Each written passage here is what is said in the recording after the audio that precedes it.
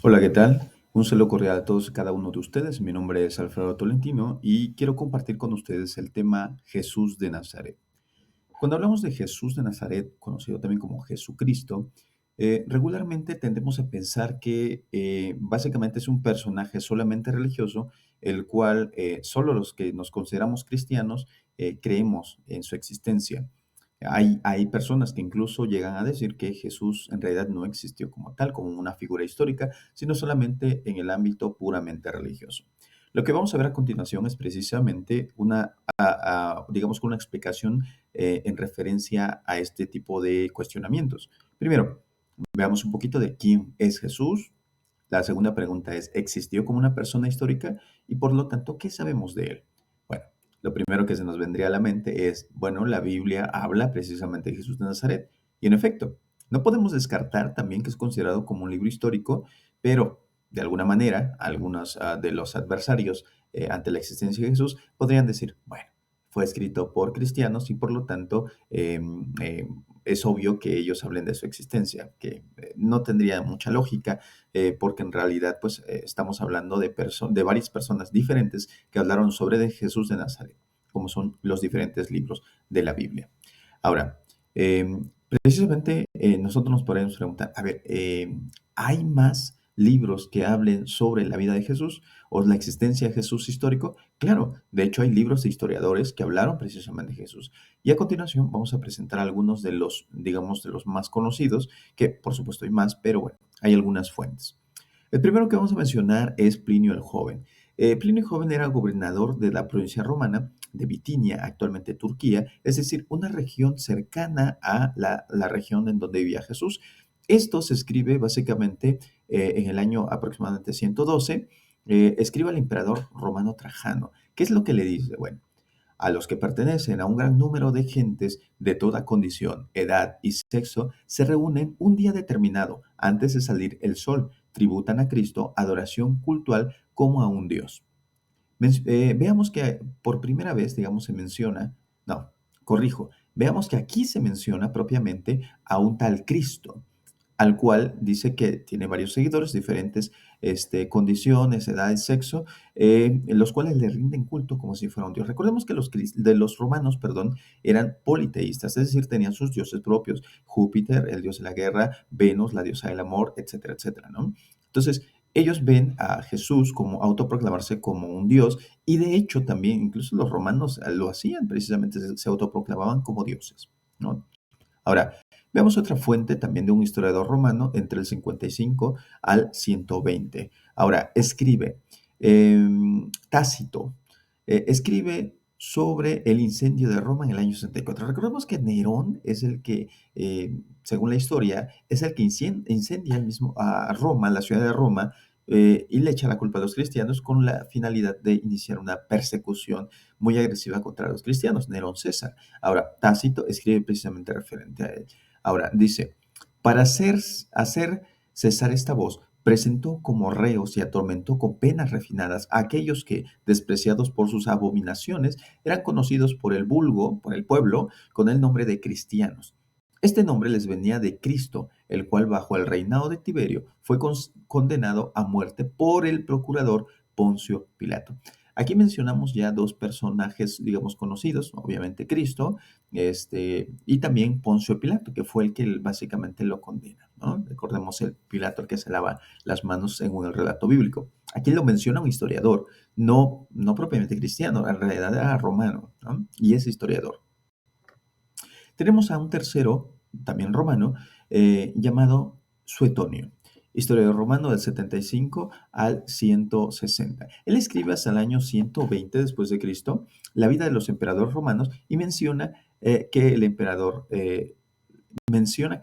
Claudio expulsó de Roma a los judíos por los constantes disturbios que provocan a causa de un tal Cristo. Entonces ahí se menciona una vez más a un tal Cristo, se habla de disturbios y precisamente en la zona donde Cristo vivía. Tenemos a un cuarto, pero este es judío, considerado como un gran historiador, Flavio Josefo. Él escribe antigüedades judaicas o judías entre el 93 y 94 después de Cristo. Ahora, ¿qué es lo que se menciona? Por aquel tiempo existió un hombre sabio llamado Jesús, si es lícito llamarlo hombre, porque realizó grandes milagros y fue maestro de aquellos hombres que aceptan con placer la verdad. Atrajo a muchos judíos y muchos gentiles. Era el Cristo, delatado por los principales de los judíos. Pilatos lo condenó a la crucifixión. Aquí se nos habla un poquito más claro de este personaje que se menciona que hacía milagros, que era un gran maestro y por supuesto también que fue acusado por los judíos y fue llevado a la crucifixión en tiempos de Poncio Pilatos. Entonces, aquí se habla un poquito más claro de él. Estas son algunas fuentes, como he mencionado. Realmente hay más, pero por cuestiones de tiempo quiero sintetizar este video y mencionar solamente algunas de las principales. Ahora, la pregunta es, ¿cómo sabemos cuál es la imagen realmente de Jesús? Porque hubo incluso en Internet una especie de recreación de un rostro de Jesús, el cual nosotros vemos las imágenes, era más parecido, tendría que ser más parecido a la imagen de Jesús que está en la parte de abajo. Y la crítica es por qué la mayoría de personas representan a Jesús así, básicamente de tez blanca, barbado, con ojos azules, ¿no? Esta es una versión muy difundida, por supuesto, en varias imágenes, como la que tenemos ahí. Entonces, la crítica es, ¿cómo sabemos cuál realmente es Jesús? Bueno, a ver, para empezar, primero, hay que tomar en cuenta lo siguiente. En tiempos de Jesús, pues no hay ni una cámara, no hay una manera de que quede y exactamente plasmada la imagen o el rostro de aquellos. Aparte, recordemos que Jesús en los primeros básicamente los 3 años de predicación, fue donde se dio a conocer. No es como que rápidamente fuera popular a nivel mundial. Realmente, vamos a decirlo así, pocos lo empezaron a conocer. Ahora, la única manera de conservar el rostro de alguna persona o la silueta de una persona era precisamente a través de la pintura, ¿no? Que no era muy común también para la época, viene muchos años más adelante. De hecho, hay representaciones de Jesús del siglo IV, si no mal recuerdo. Hay una que es del famoso Pantocrator, una representación de Jesús, donde ya se presenta también con tez blanca y, bueno, algunas otras características como el pelo largo, barbado, etcétera, ¿no? Pero bueno, veamos. Miren, cada cultura precisamente lo ha representado, se ha apropiado, vamos a decirlo así, de esta imagen de Jesús, representándolo con algunos rasgos característicos propios de su cultura. Tal es el caso que tenemos en África, por ejemplo, que vemos a la imagen de María y de Jesús de la siguiente manera, como lo estamos viendo en pantalla. También vemos, por ejemplo, en la parte oriental, vemos a Jesús y a María también, igual con ciertos rasgos característicos propios de cada cultura. Vemos, por ejemplo, en Oceanía lo mismo, pasa María y Jesús representado con ciertos rasgos característicos. Ahora, nos preguntamos, ¿y entonces sabemos cómo era? En realidad, repito una vez más, no había cámaras, la pintura pues viene mucho tiempo después, entonces realmente no tenemos no tenemos una imagen tal cual. Ahora, hay, digamos, algunas hipótesis que son fuertes, también podemos decirlo, pero que tenemos, por ejemplo, la famosa hipótesis. Se supone que es la sábana donde queda plasmado el rostro de Cristo, que es este rostro que acabamos de ver ahorita, es una posible, repito una vez más, posible eh, un rostro de Jesús, pero no podemos asegurar con cierta certeza. Se ha tratado de recrear el rostro, esto es lo que surge. Es una posibilidad, claro, es una posibilidad, pero no podemos decir Jesús era realmente eso. Entonces, en cuanto al rostro, podemos decir eso. Ahora, ¿qué dice la Biblia de Jesús? Bueno, hay libros que nos hablan precisamente de Jesús, conocidos como los libros canónicos. La palabra canon, perdón, significa norma, regla, es decir, son básicamente, por así decirlo, simplificando un poquito, son los libros oficiales, libros de la lista, donde se habla propiamente de la vida de Jesús, que son Mateo, Marcos, Lucas y Juan. Aquí podemos encontrar nosotros en estos cuatro partes del Evangelio la vida de Jesús propiamente, si queremos conocerlo un poco más a fondo. Ahora, ¿qué es lo que nos dicen? Jesús como el Hijo de Dios y el Mesías, se habla del reino de Dios, se habla de dos principales aspectos que es el amor y el perdón, se habla de los milagros y sanaciones, se habla de la pasión y el sacrificio redentor, se habla del discipulado y el llamado a seguir a Jesús, se habla también de la promesa del Espíritu Santo y sobre todo también de la parucía, es decir, el retorno de Jesús. Ahora, esto es lo que vamos a encontrar nosotros en los libros canónicos. Hay que tener cuidado aquí también en otra categoría que es conocida como los libros apócrifos.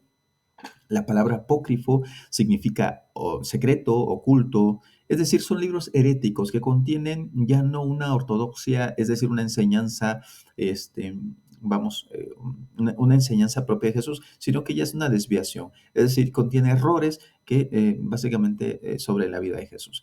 A muchos les han parecido llamativos precisamente porque te presentan otra versión diferente, vamos a decirlo así, y hay muchos que se van con esta idea de, oye, ¿y qué tal si pasó así, no? Pero bueno, a ver, nosotros hay que tomar en cuenta lo siguiente. Por ejemplo, el Evangelio de Judas, que es uno de los que ha causado revuelo en muchas partes, fue descubierto en el siglo XX, ¿no? Realmente, y se presenta a un Judas Iscariote como uno de los discípulos, en lugar de ser el traidor, como tradicionalmente se le representa o se habla de los libros canónicos, aquí se presenta como especie de héroe, pero no reconocido.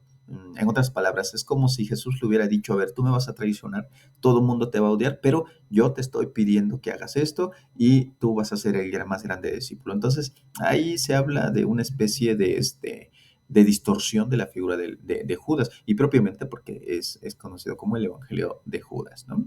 Ahora, el Apocalipsis de Pedro es otro.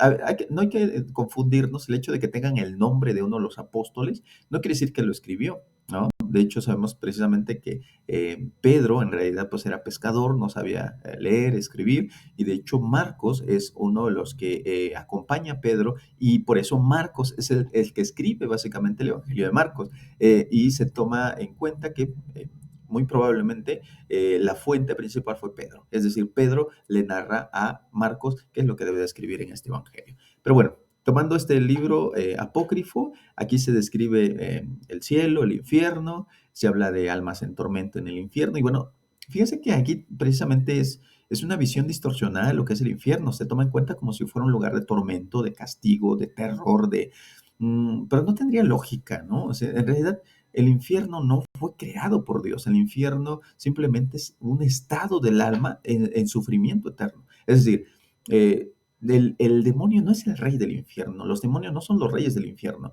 En realidad, ellos sufren el infierno, básicamente. Entonces, no es un lugar como tal, sino es un estado del alma, ¿no? Y bueno, hay todo un tema ahí, pero solamente nos mencionamos con esto. Pero miren, aquí ya se nos presenta una visión distorsionada de lo que es, por ejemplo, el infierno. Ahora, otro de los que causó también, aunado a esta novela conocida por de Dante Alighieri, perdón, no, ay, se me fue el nombre, no la Divina Comedia, yo me desvié porque iba a decir de lo del infierno, que también ahí se presentan, ¿no? Los famosos 7 niveles, no, pero este otro conocido, se me fue el nombre, la verdad es que no me acuerdo ahorita, de este personaje que creó un libro y posteriormente hay una película.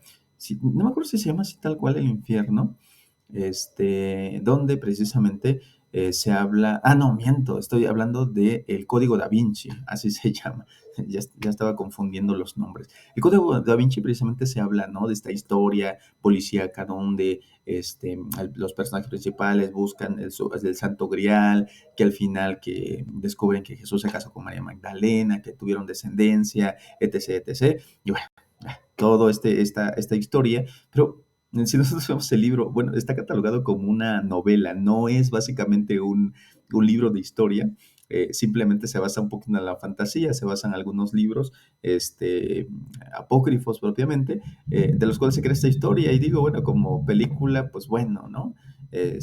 Pero como en la vida real, el fundamento histórico no tiene ninguno. Entonces, este otro, el Evangelio de María Magdalena, también se descubre en el siglo XIX y se presenta a María Magdalena como una líder, como una figura de autoridad, como alguien que era, digamos, de alguna manera rechazado, despreciada por los apóstoles porque eran hombres.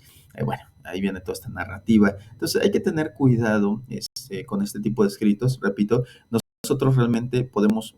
¿De dónde podemos sacar nuestras fuentes? Bueno, recordamos un poquito entonces, tenemos libros históricos, Plinio el Joven, Tácito, Suetonio, Flavio Josefo, y también, por supuesto, los libros canónicos, que son los que nosotros tenemos, Mateo, Marco, Lucas y Juan. Y ahí estamos entonces para conocer un poco más sobre la vida de Jesús. Espero este panorama nos haya servido un poco. Más adelante volveremos profundizando algunos otros aspectos que hemos mencionado en este video. Gracias.